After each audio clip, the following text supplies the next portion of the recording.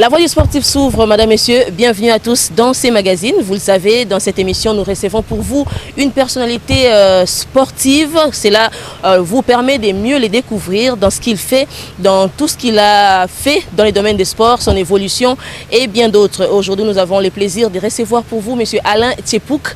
Et comme d'habitude, nous allons laisser les soins à monsieur Tchepouk de se présenter. D'abord, bonjour monsieur Tchepouk. Bonjour Nadia. Vous l'avez si bien compris, dans cette émission, on vous laisse les soins de vous présenter. Alors dites-nous, qui est Alain Tchepouk? Ben voilà, hein. Donc comme vous l'avez dit, je m'appelle Alain Tchepouk, je suis un opérateur sportif dans le sens où depuis 25 ans, je me suis investi dans l'encadrement de la jeunesse à travers notamment le développement de la pratique du football. Donc en l'an 2000, j'ai initié le centre de formation Oudjana, duquel est né un club de football qui s'appelle l'Athletic Club Oudjana, qui est un club qui joue au championnat de l'EPF King, comme vous le savez, depuis l'année 2015. Parallèlement à ça, au début des années 2000, compte tenu du fait que nous avions beaucoup d'enfants au sein du centre de formation Oudjana et qu'il n'y avait pas de compétition sportive, en tout cas il n'y en avait pas suffisamment, j'ai créé avec d'autres personnes le cercle de football des jeunes de la Gombe. Ceci pour permettre justement à tous les jeunes du centre de formation Oudjana, qui est une académie de football, un centre de formation, de pouvoir avoir de la compétition. Parce qu'on était affilié à l'époque, donc au début des années 2000, au cercle de football de Kalamou, mais chaque année, on avait des difficultés pour fonctionner, dans le sens où le championnat démarrait, et puis au bout de 4, 5 ou 6 journées, le championnat prenait fin.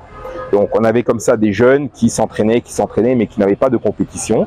C'est ainsi que j'ai pris l'initiative de créer le cercle de football des jeunes de la Gombe, que j'ai dirigé de 2009 à 2020, date à laquelle j'ai été élu à la présidence de l'entente provinciale de football de Kinshasa.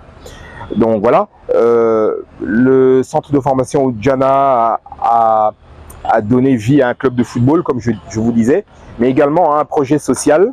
C'est un projet d'encadrement des enfants du camp Kokolo. Donc nous avons à peu près 350 enfants et adolescents du camp Kokolo qui, 4 fois par semaine, viennent dans les installations de l'Institut professionnel de la Gombe et dans les installations que nous avons au stade Tata Raphaël, qui viennent justement apprendre le football. Donc ce projet social avec les enfants du camp, c'est un peu, on va dire, la pépinière, c'est un peu le vivier de l'AC Oudjana, c'est-à-dire que c'est de là que viennent l'essentiel des athlètes qui jouent dans Oudjana et qui par après vont ailleurs. Voilà. Monsieur Tchepouk, vous êtes les propriétaires de l'académie, les centres de formation Oudjana, une des grandes académies de football de l'Afrique, on peut le dire. Quelles ont été vos motivations? Pourquoi avoir créé ces centres? Le déclic, il est parti d'où? Ben, c'est d'abord la passion pour le football. Je suis moi-même un ancien joueur de football, amateur. Et donc j'ai toujours eu dès mon bas âge la passion du football. Lorsque j'étais enfant, ici dans la commune de la Gombe, là où j'ai grandi, j'ai toujours eu cette envie de créer des petites équipes de quartier avec les enfants du quartier. Donc c'est quelque chose que j'ai toujours eu en moi. Et en grandissant justement, j'avais cette idée, cette envie de pouvoir structurer quelque chose, de pouvoir structurer mon propre club de football. Et c'est ce que j'ai fait en initiant justement avec l'encadrement des enfants, en commençant par le commencement, c'est-à-dire la formation des enfants. Et donc c'est comme ça qu'aujourd'hui vous avez cette académie qui est, on va dire, une des premières en République démocratique du Congo. En termes d'infrastructure, c'est pas mal non plus, dans le sens où vous l'avez dit vous-même, c'est une des académies les mieux outillées d'Afrique centrale, ou de la sous-région en tout cas. Et donc voilà, c'est la passion pour le football, c'est une passion qui, même aujourd'hui avec l'âge, ne s'est pas encore estompée, et c'est comme ça que nous fonctionnons. Et quelles sont les missions de ces projets sportifs?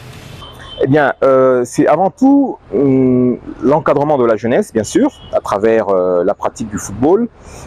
Comme vous savez, le football, le sport en général, c'est une magnifique école de la vie. Il y a des valeurs que nous pouvons et que nous véhiculons à travers le football, la discipline, le respect, l'amour de l'effort, l'amour du travail bien fait, et surtout le fait que voilà, on essaie de faire comprendre aux jeunes que dans la vie, que ce soit sur un terrain de football, de sport, ou bien dans la vie de tous les jours, rien ne s'obtient facilement. Il faut travailler dur.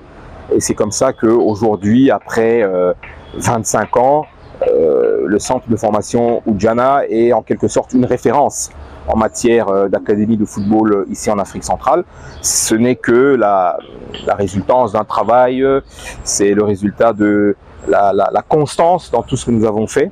Nous avons toujours été constants malgré les obstacles, malgré l'environnement de notre sport, de notre football, l'environnement social, l'environnement économique de la RDC qui n'ont pas toujours été faciles et qui ne sont pas faciles. Mais voilà, nous avons toujours lutté, nous nous sommes battus. Et puis il y a la responsabilité. Aujourd'hui, Oudjana est une organisation qui emploie une 50aine de personnes. Et donc, moi, en tant que responsable, j'ai le devoir de faire en sorte que ces gens puissent avoir ce qui leur est dû. C'est-à-dire, il y a des entraîneurs, il y a du personnel administratif, du personnel de sécurité, et des agents de maintenance. Donc, tous ces gens sont des salariés. Et donc, mon rôle aujourd'hui est de veiller à ce que cette organisation continue à fonctionner pour que ces gens qui sont des employés, des salariés, puissent avoir chaque mois une rémunération aussi infime soit-elle. Donc voilà, c'est le travail, la constance, le sacrifice, et c'est ça aussi qui nous a emmenés en fait où on est aujourd'hui.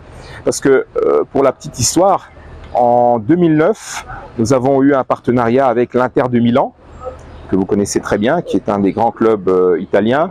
C'était un projet qui s'appelle Intercampus, et qui consiste dans l'encadrement de la jeunesse à travers le football dans des pays, disons, en situation difficile. En 2009, la RDC était un pays en situation post-conflit, on va dire, et donc c'est dans ce sens que Oudjana a été identifié par l'Inter de Milan comme étant un partenaire pour pouvoir exécuter ce projet d'encadrement de la jeunesse. Et c'est à ce titre qu'ils nous ont octroyé en 2012, après nous avoir évalué bien sûr, ils nous ont octroyé un don de 150 000 €. Et c'est avec ces fonds que nous avons été au stade Tata Raphaël, dans cet espace que nous occupons aujourd'hui, qui était à l'époque une décharge, parce que la décharge de Mpa, ça n'existait pas encore en 2009.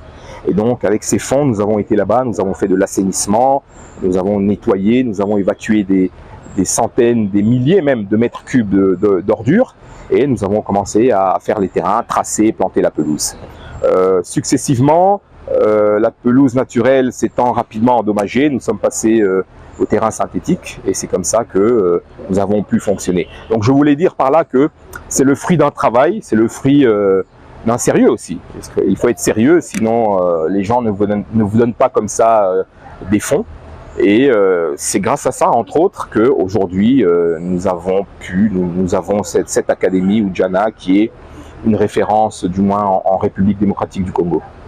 Et comment fonctionnent les centres? Donc je vais dire la méthodologie de travail, comment ça se passe? Alors, c'est pas compliqué, hein, on n'invente rien. Donc c'est une académie de football qui a deux volets. Il y a le volet commercial, c'est-à-dire que c'est l'académie classique calquée sur le modèle des autres académies qui existent dans le monde, où les apprenants viennent et moyennant des frais mensuels, ils bénéficient d'une formation. Ça, c'est le volet commercial. Ensuite, il y a le volet sportif, c'est-à-dire les équipes des jeunes de l'AC Oudjana. Donc ça commence avec les moins de 7 ans, U7, U9, 11, U13, U15, U17, jusqu'aux seniors. La méthodologie de travail est la même. Comme vous le savez, en matière de football, mais même dans les autres sports, de 6 à 13 ans, on travaille essentiellement la technique, donc les gestes techniques de base, la conduite, la passe, le tir au but, avec le pied gauche, le pied droit évidemment. Donc ça, ce sont les fondamentaux du football de 6 à 13 ans. À partir de 13 ans, on intègre dans la formation des éléments de tactique individuelle ainsi que de tactique collective, c'est-à-dire tactique individuelle, quelle est l'attitude de l'individu, de l'athlète seul par rapport au contexte. c'est-à-dire en situation de possession ou de non-possession du ballon.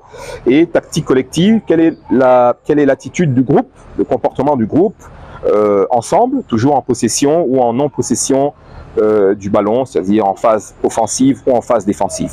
Donc c'est comme ça que ça marche, tout en continuant bien sûr à travailler la technique de base. Ça, c'est jusqu'à l'âge de 23 ans, puisque comme vous le savez, la formation d'un athlète, c'est en moyenne 20 000 heures s'il commence à l'âge de 6 ans, et ça va donc jusqu'à l'âge de 23 ans. C'est pour ça que vous avez les juniors et puis les espoirs. Les espoirs, en général, ce sont les moins de 23 ans, parce que justement, la formation d'un athlète, c'est jusqu'à l'âge de 23 ans. Donc c'est comme ça qu'on fonctionne, c'est comme ça que ça fonctionne un peu partout dans le monde, mais nous avons aussi l'apport de la direction technique nationale qui nous aide beaucoup.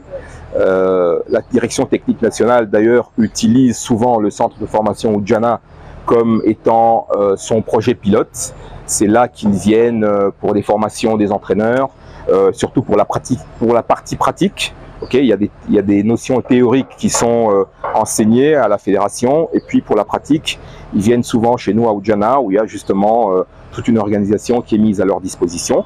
Donc voilà, on a notre méthodologie à nous, qui est calquée, comme je vous le disais, sur celle de l'Inter de Milan, et dont la séance d'entraînement est constituée de 4 phases. La première phase, c'est la mise en train ou l'échauffement.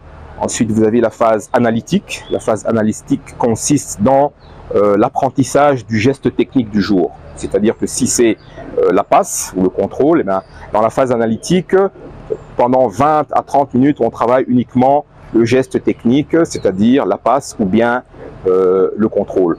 Après la phase analytique, vous avez la phase situationnelle, c'est-à-dire la répétition de ce même geste technique, mais dans une situation de jeu, c'est-à-dire avec un adversaire, ou avec un groupe d'adversaires, ou avec une finalité qui est le tir au but, par exemple. Et ensuite, la dernière phase de la séance d'entraînement, c'est le retour au jeu. Donc le petit match qu'on fait en général en fin de séance, parce que ce sont quand même des enfants, des adolescents, ils viennent là-bas pour jouer au football, ils aiment le football, et donc ce qui leur intéresse le plus, c'est le match qui se fait à la fin. Mais voilà, l'apprentissage, la formation passe justement par l'apprentissage d'un certain nombre de gestes techniques, quel que soit le sport. Il y a des enfants qui sont internés ? Non, nous n'avons pas de structure d'internement, ni pour l'académie, c'est-à-dire le volet commercial, ni pour les équipes d'âge de l'AC Oudjana. Nous en avions une, nous avions un bâtiment qui nous a été ravi, il faut le dire. Nous avions un bâtiment qui nous avait été attribué par le secrétariat général à la jeunesse sur le boulevard Sendoué, juste à côté de l'Institut supérieur des statistiques, l'ISES. Mais finalement, les gens de l'ISES ont estimé que ce bâtiment-là devait leur revenir, et donc avec une série de mécanismes qu'ils ont mis en place, on a été déguerpis de ce bâtiment-là, donc nous n'avons plus de structure d'hébergement. Par rapport au début de l'Oudjana, quelles sont les innovations qui ont été apportées à ces jours ? Les débuts ont été très difficiles parce qu'on était pratiquement dans la rue. Les activités du centre de formation Oudjana ont démarré non loin d'ici, à Gombe, sur la place des évolués, donc en face de l'ISP Gombe, un peu plus haut. Et je ne parlerai pas d'innovation, je parlerai plutôt d'évolution, c'est-à-dire que le centre a évolué, nous sommes passés de la rue aux installations de l'Institut technique industriel, donc ITI Gombe. Ensuite de là, on nous a demandé de quitter, nous sommes partis à l'Institut professionnel de la Gombe, toujours là-bas à l'école technique. Et puis finalement, en 2012, nous avons, grâce à ce financement dont je vous parlais, nous avons migré, nous avons été au stade Tata Raphaël et nous avons érigé nos propres infrastructures. Donc il y a eu une évolution constante, je dirais. On parlait d'innovation, je ne crois pas qu'il y ait eu de vraies innovations, si ce n'est la constante actualisation des compétences de nos entraîneurs. C'est-à-dire qu'au départ, il y a 20 ans par exemple, la direction technique nationale était moins outillée qu'aujourd'hui, et donc nous allions sur des formations en ligne, et nos entraîneurs étaient tous pour la plupart des autodidactes. Ça veut dire que nous avons une salle d'informatique où nous avions mis à leur disposition des ordinateurs et une connexion Internet, et eux-mêmes se formaient. Ensuite, au fil du temps, la direction technique nationale, avec l'appui notamment des différents projet FIFA, Grassroots, projet Goal, etc. etc. La direction technique nationale, comme je disais, avec M. Moukeba et successivement avec M. Loussadisso, c'est mieux structuré. Et donc aujourd'hui, cette DTN est réellement en capacité d'apporter son appui à une structure comme Oudjana et même aux autres. Et d'ailleurs, la plupart des entraîneurs, je dirais 90% des entraîneurs qui sont à Oudjana et dans le club et dans l'académie sont des anciens joueurs du club et qui ont tous soit de la licence D, soit de la licence B et maintenant la licence B et la licence A pour certains. Donc voilà un peu l'évolution qu'il y a eu au fil du temps à Oudjana dans le cadre de la recherche constante justement de la performance, non seulement dans l'enseignement mais également dans la pratique du football de nos joueurs. Plusieurs joueurs des Rénans sont sortis de votre centre. À voir comment ils évoluent aujourd'hui, qu'est-ce que ça vous fait? Quels sont vos sentiments? Oui, évidemment c'est une fierté. Nous avons quelques joueurs qui font la fierté de notre académie, notamment Shadrack Muzungu qui est à Berkane, notamment Ernest Zolo, Mercedes Ngebi qui sont au tout-puissant Mazembe. D'autres se sont perdus avec le temps. Jusque-là, nous n'avons aucun joueur qui est devenu un grand joueur, on peut dire, qui joue dans un grand club d'un des grands championnats qui se jouent sur la planète. Cela est dû au fait que, oui, la formation que nous donnons à Oudjana, elle est bonne, mais elle n'est pas parfaite, bien sûr. Et puis, dans la formation c'est un tout. Ce n'est pas seulement les 2 ou 3 heures par jour que un athlète vient passer dans une académie ou dans un club de basket, de volley, de football, et c'est aussi son environnement, c'est aussi ses conditions de vie, c'est aussi son éducation familiale, c'est aussi le niveau d'instruction qu'il a. Donc le constat que moi j'ai fait tout au long de ces années, c'est que justement nos joueurs manquent toujours de quelque chose. Mais ça, je pense que c'est un problème qui est général en République démocratique du Congo. Et pour preuve, il y a très peu de joueurs qui, en réalité, jouent dans les grands championnats et qui sont des grandes stars. Vous prenez Chancel Bemba, c'est une exception. Il est à Marseille, il a joué à Porto avant. Dieu merci Mbokani, qui jusqu'à il y a quelques années jouait en Belgique, je crois. Ce sont des exceptions. Ça, c'est mon avis en tout cas. Et cela est dû au fait, comme je disais, que les joueurs congolais manquent toujours de quelque chose. Soit l'éducation, qui ne leur permet pas justement de s'adapter rapidement lorsqu'ils arrivent en Europe, ou soit le niveau d'instruction qui est aussi important. Aujourd'hui, dans le football moderne, il y a énormément de schémas tactiques qui sont développés, et donc si vous n'avez pas certaines notions, si vous n'avez pas un certain niveau intellectuel, je dirais, vous avez du mal à vous adapter. Si vous n'avez pas des notions de géométrie, vous ne pouvez pas vous adapter. Si vous n'avez pas la notion de l'espace et du temps, ce qui vous aide à bouger avec ou sans ballon dans l'espace et dans le temps, c'est-à-dire faire les bons mouvements au bon moment, vous ne pouvez pas vous adapter. Et tout ça, ça fait partie de la formation. Et tout ça, comme je disais, la formation, c'est un tout. Pour pouvoir bien former un athlète, il faut que cet athlète ait déjà de bonnes bases, du point de vue humain, qu'il soit de bonne famille, qu'il ait une nutrition suffisamment complète, qu'il ait, comme je le disais tout à l'heure, une bonne éducation, qu'il soit discipliné, etc., etc. Et je crois que c'est un peu ça qui manque à nos joueurs, à nos athlètes en général. C'est un peu la situation de notre pays qui fait que voilà, il est difficile d'avoir des athlètes complets en République démocratique du Congo. À un moment, vous avez travaillé avec M. Mario et on constate qu'il ne fait plus partie du centre. Qu'est-ce qui s'est passé? Oui, M. Mario a intégré Oudjana en 2015. Oudjana existait déjà depuis une quinzaine d'années. Il est venu parce que je lui ai présenté le projet et il a adhéré au projet. Il a trouvé que c'était un projet intéressant. Et M. Mario avait une certaine capacité que moi je n'avais pas à l'époque, qui était cette capacité à lever des fonds. C'est-à-dire que je vous disais tout à l'heure que nous avons bénéficié d'un financement de 150 000 € de l'Inter de Milan.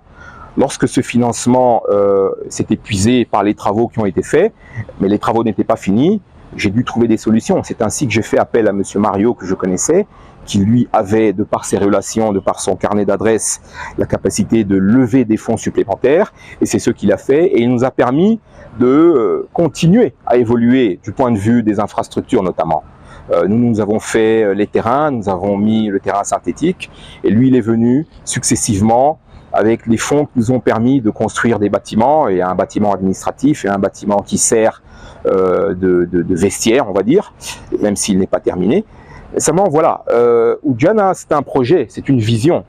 Et tout celui qui adhère à ce projet Ujana, il doit rester dans la vision du projet. C'est-à-dire c'est une vision de développement, c'est une vision d'encadrement de la jeunesse. C'est un projet qui doit absolument être exécuté au bénéfice de la jeunesse. Donc les personnes qui viennent avec des intérêts individuels ne sont pas les bienvenus, et c'est ce qui a fait que ma relation avec monsieur Mario s'est rapidement détériorée, parce que nous n'avions pas la même vision. Moi, j'avais une vision totalement football, développement du football, développement des infrastructures sportives, parce que moi je suis un ancien joueur de football, je suis un passionné de football. Monsieur Mario, lui, était un ancien haltérophile, donc c'est déjà un sport différent. Et puis voilà, sa venue au Congo était dictée par d'autres objectifs. Donc son passage à Ujana a été très bénéfique pour nous, mais à un moment donné, il a fallu qu'on se sépare, et c'est ce qui a été fait. Et quelles sont les modalités et les conditions d'inscription au centre Ujana? Les modalités sont simples. Il y a des frais d'inscription annuels qui sont de 65 $. Et avec ces 65 $, on remet à la disposition des athlètes un kit, c'est-à-dire une vareuse, culotte et bas, donc les chaussettes. Et ensuite, donc ça c'est une fois par an. Ensuite, il y a des frais mensuels de 40 $ pour 8 séances d'entraînement par semaine à raison... Pardon, 8 séances d'entraînement par mois à raison de 2 séances par semaine, le mercredi et le samedi.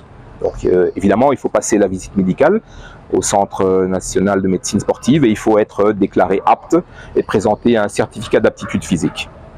Monsieur Tchepouk, vous êtes aussi président de l'entente provinciale de football de Kinshasa à l'issue des élections de 2020. Et dites-nous comment se déroulent les activités au sein de votre entité.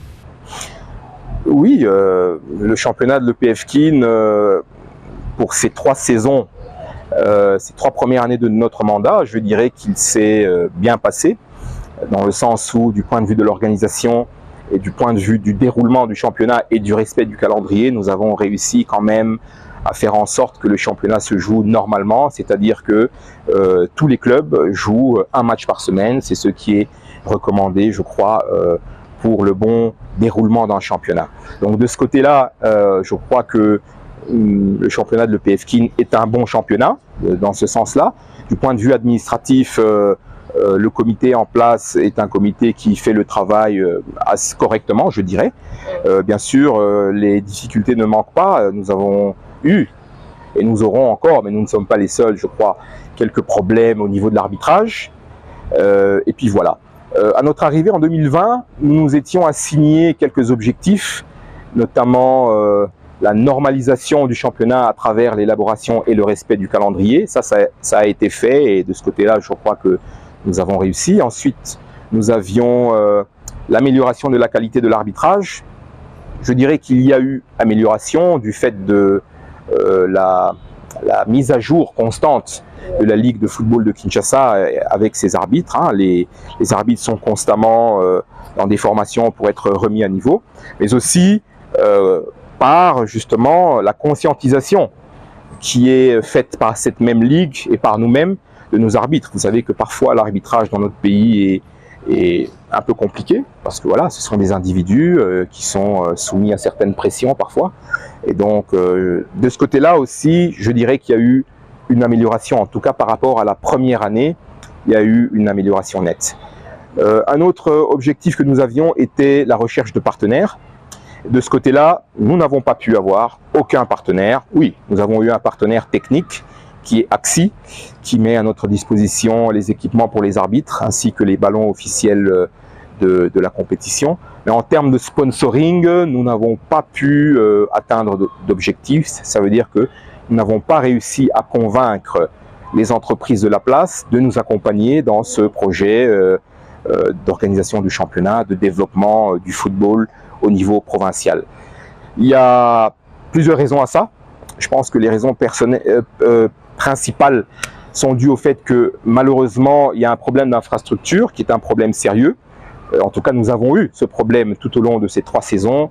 Le stade Tata Raphaël était fermé, le stade des Martyrs des fois était fermé, des fois il ne l'était pas, mais en tous les cas il n'a pas été mis à la disposition de l'entente provinciale de football de Kinshasa pour l'organisation de ce championnat. Donc lorsque vous allez vers un sponsor, il vous pose des questions, il vous dit comment se déroule votre championnat, où se déroule le championnat, et donc notre championnat s'est joué 3 saisons de suite sur le terrain de GD Lemba ainsi que sur le terrain de Oudjana, qui ne sont pas des terrains propices pour accueillir des spectateurs, et par conséquent les sponsors ont estimé que il n'était pas opportun de nous accompagner parce que toutes les conditions n'étaient pas réunies.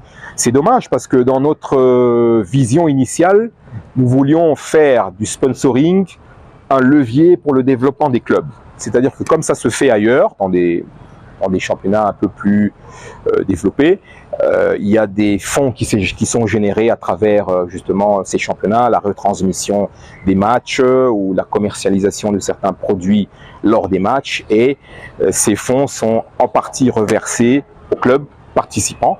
Et donc nous avions cette même vision-là qui allait justement dans le sens du développement des clubs, mais malheureusement nous n'avons pas pu atteindre cet objectif. Nous espérons que cette année, cette dernière année de notre mandat, puisque le stade des Martyrs et le stade de Tata Raphaël ont été réhabilités dans le cadre des Jeux de la francophonie, on espère qu'on pourra nous accorder au moins 2 journées par semaine pour pouvoir mieux organiser le championnat, pour pouvoir au niveau du stade Tata Raphaël, qui est plus petit, mieux canaliser les recettes de match, et par là justement augmenter le budget de l'entente et rétrocéder si possible au club une partie de ces recettes. En tout cas, c'est à ça que nous nous étions engagés. Et pour terminer, un message aux jeunes qui aspirent au football. Eh bien, aux jeunes qui aspirent au football, je les encourage à intégrer des clubs, évidemment, des clubs de quartier ou bien des académies de football. Il y en a plusieurs aujourd'hui. Mais j'ai aussi et surtout un message pour nos dirigeants. C'est-à-dire qu'on a une croissance démographique qui est très importante en RDC et à Kinshasa notamment, et nous n'avons pas suffisamment d'infrastructures sportives au niveau des communes, au niveau des quartiers et au niveau même des infrastructures comme les différents stades ou stadiums. Nous avons la plupart des stades communaux qui ne sont pas opérationnels alors qu'ils sont là, qu'ils ont été construits. Donc le message à nos autorités, c'est de prendre conscience que la population de notre pays est à 80% très jeune, moins de 25 ans. Donc ce sont des potentiels sportifs et qu'il faut créer les conditions pour que ces gens puissent faire du sport justement. Donc c'est là le message que j'ai, parce que si on ne le fait pas, ces jeunes vont rentrer dans d'autres circuits, ils vont se perdre et vous aurez des conséquences qu'il faudra gérer, notamment une augmentation de la criminalité. Ça, je crois que c'est logique. Donc il faut absolument que les autorités, le gouvernement, prennent conscience que voilà, il y a une croissance démographique galopante et qu'il faut gérer, il faut anticiper, il faut prévoir tout ça. La ville de Kinshasa aujourd'hui a à peu près 18 millions d'habitants. En 2030, c'est-à-dire dans 7 ans, on sera à pas loin de 24 ou 25 millions d'habitants, si on considère que la croissance démographique dans les grands centres urbains, elle est de 5% l'an. Donc c'est un calcul facile. Voilà un peu le message que j'ai pour les jeunes sportifs ainsi que pour nos dirigeants. Voilà, merci M. Tchepouk d'avoir favorablement répondu à notre invitation. Merci madame, merci à la chaîne nationale, la RTNC2. Merci. Voilà, c'était là la voix du sportif qui recevait pour vous aujourd'hui M. Alain Tchepouk. Il est président fondateur du centre Oudjana, l'académie de football, mais également président de l'entente provinciale de football de Kinshasa. Il nous a parlé de ce qu'il fait, de ses débuts, de ses projets. Bref, il nous a parlé du centre sportif Oudjana et de l'EPFKIN, bien évidemment. Vous voulez être les prochains sportifs à donner de la voix, n'hésitez pas, contactez-nous, nous sommes là pour vous. Je vous dis au revoir et à très vite sur nos antennes.